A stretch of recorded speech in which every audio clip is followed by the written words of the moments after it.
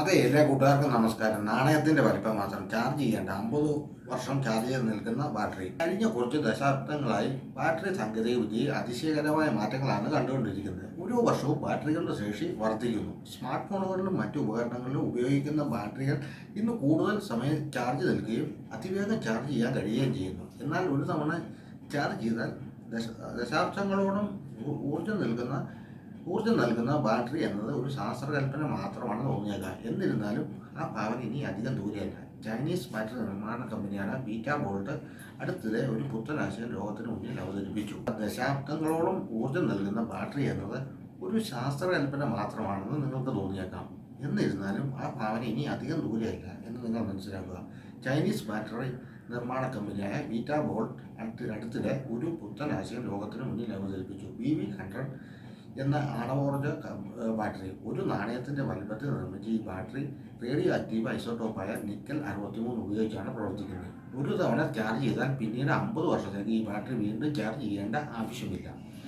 നിലവിൽ സ്മാർട്ട് ഫോണുകൾക്കോ ക്യാമറകൾക്കോ ആവശ്യമായ ഊർജ്ജം നൽകാൻ ഈ ബാറ്ററി കഴിവില്ലെങ്കിലും മെഡിക്കൽ ഉപകരണങ്ങളിലും എയ്റോസ്പേസ് ഉപകരണങ്ങളിലും ഇത് ഉപയോഗിക്കാനാവും. ഇതിനകം ബാറ്ററിയുടെ ഉൽപ്പാദനം വൻതോതിൽ നടക്കുന്നുണ്ട്. 3 വോൾട്ടിൽ 1000 മൈക്രോവോൾട്ട് ഊർജ്ജമാണ് BB100 നൽകുന്നത്. എന്നാൽ ഈ വർഷം അവസാനത്തോടെ 1 വാട്ട് ശേഷിയുള്ള ഒരു പതിപ്പ് അവതരിപ്പിക്കാൻ കമ്പനി ലക്ഷ്യമിടുന്നുണ്ട്. ഇത് കൺസ്യൂമർ ഇലക്ട്രോണിക് ഉപകരണങ്ങളിൽ ഉപയോഗിക്കാൻ കഴിയുന്ന തരത്തിലായിരിക്കും. ഫോണുകളുടെ പ്രവർത്തന സമയം ഗണ്യമായി വർദ്ധിപ്പിക്കാൻ ഈ ബാറ്ററിക്ക് സാധിക്കും. എങ്ങനെയാണ് ഇത് പ്രവർത്തിക്കുന്നത് എന്ന് നമുക്ക് നോക്കാം. BB100 ബാറ്ററിക്ക് 2 പ്രധാന ഭാഗങ്ങളുണ്ട്: റേഡിയോ ആക്റ്റീവ് എമിറ്ററും സെമി കണ്ടക്ടർ അബ്സോർബറും.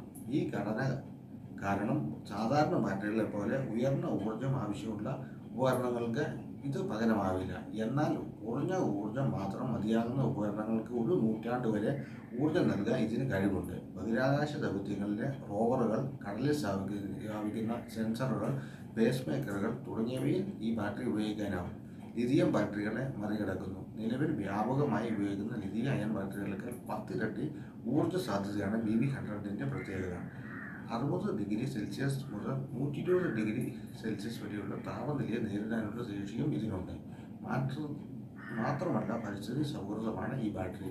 ഇതിൽ ഉപയോഗിക്കുന്ന നിക്കൽ 63 കാലക്രമേണ ക്ഷയിച്ച് ചെമ്പായി മാറുന്നതിനാൽ പരിസ്ഥിതിക്ക് ഹാനികരമാവുകയില്ല. അറ്റകുറ്റപ്പണികളുടെ ആവശ്യമില്ലാത്തതും മോഡുലാർ ഘടനയിൽ ഒന്നിലധികം സെല്ലുകൾ കൂട്ടിച്ചേർത്ത് വലിയ ബാറ്ററികൾ നിർമ്മിക്കാൻ കഴിയുന്നതും ഈ സാങ്കേതിക വിദ്യയുടെ മേന്മയാണ്. സ്മാർട്ട് ഫോണുകൾ പോലുള്ള ഉപകരണങ്ങളിൽ ഉപയോഗിക്കാൻ BB100 ഇപ്പോൾ അനുയോജ്യമല്ലെങ്കിലും ഭാവിയിൽ കൂടുതൽ ശക്തമായ പതിപ്പുകൾ വികസിക്കപ്പെടുമെന്നാണ് വിദഗ്ധർ പ്രതീക്ഷിക്കുന്നത്. ബഹിരാകാശ പര്യവേഷണവും മെഡിക്കൽ രംഗവും മാത്രമല്ല, ദൈനംദിന ജീവിതത്തിലെ ചെറിയ ഉപകരണങ്ങൾക്ക് പോലും ഈ സാങ്കേതികവിദ്യ ഒരിക്കൽ ഊർജ്ജം പകർന്നേക്കാം എന്നാണ് വിദഗ്ധരുടെ അഭിപ്രായം.